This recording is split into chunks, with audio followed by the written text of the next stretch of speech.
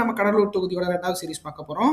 கடலூர்ல விருதாச்சலம் தேர்தல் முடிவுகள் பார்க்கலாம். விருதாச்சலம் பொறுத்தளவுக்கு பார்த்தீங்க அப்படின்னா, ஆண்கள் 1,17,743 பேரும், பெண்கள் 1,23,11 பேரும், 3ஆம் பாளையத்தில் 29 பேரும், ஆக மொத்தம் 2,40,783 பேரும் இந்த இடத்துல வாக்காளர்களா பதிவு பெற்றிருக்காங்க. 2026 வாக்குப்பதிவு பொறுத்தமட்டில் பார்த்தீங்க அப்படின்னா 2,08,431 வாக்குகளும் 86.60% வாக்குகள் பதிவாயிருக்கு அப்படிங்கிறது குறிப்பிடத்தக்கது.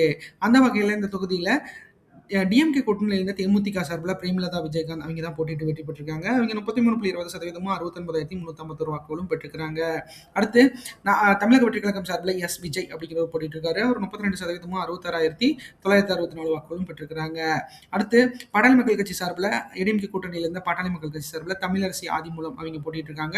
அவங்க 28.60% 59,791 வாக்குகளும் பெற்றிருக்காங்க. அடுத்து நாம் தமிழர் கட்சி சார்பில் அமுதா நம்பி அவங்க போட்டிட்டு இருக்காங்க. அவங்க 2.9% 6,047 வாக்குகளும் பெற்றிருக்காங்க அப்படிங்கிறது குறிப்பிடத்தக்கது. ஆக மொத்தத்தில் தேமுதிகவோட வெற்றி வாக்கு வித்தியாசங்கள் 2,387 வாக்குகளும் 1.10% கிட்டத்தட்ட ஜஸ்ட் பாஸ்ல இந்த இடத்துல ஜஸ்டா வந்து அவங்க ஆட்சி இந்த தொகுதியை கைப்பற்றிருக்காங்க பிரேமலதா அப்படிங்கிறது குறிப்பிடத்தக்கது. அந்த வகையில்